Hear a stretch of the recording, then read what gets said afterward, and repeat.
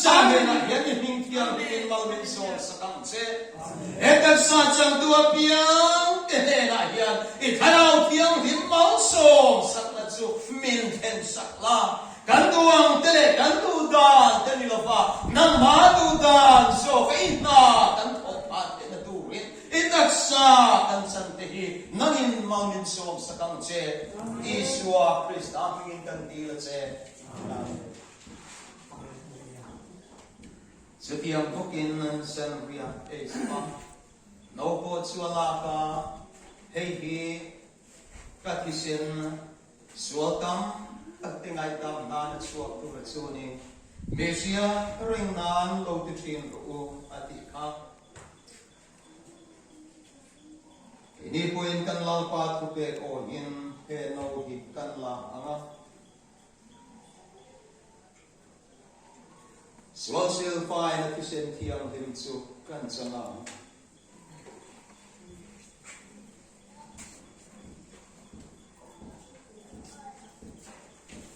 Ei katisin tenaya te turatsuni. Mesia rengnan lo trin kalapan kita. Ini poin kan lalpat pe kohin eno kan la ala kan salam isin nasaraw na pande na wamsu kan salam araw patron ko na kan nepayang edaturin kan zatan lalpan malminso sa prose amen ginam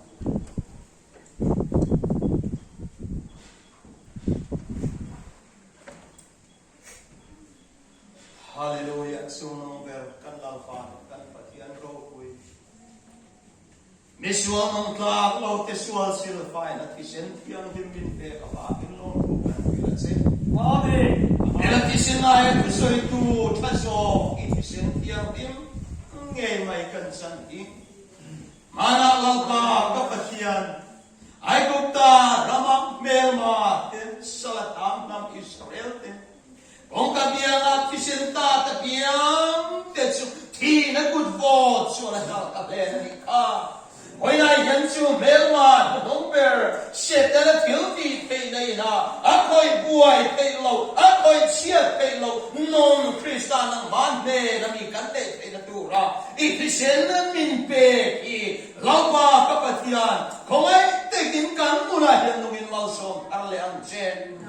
Kay kisen tiang bimkan sanhi taksa rilru karava nang mane na minum duom tak maitsu kansa na kanne yang dam na fangkim kanne payal kay naturatana mal min som saka ikisen sang tutisong song tiang taka dam na sak na kisen ka kanaw na mal som sak na tar kansan kay natura mal min som sak tur chain Ole Krista Iswa mingin kan tila che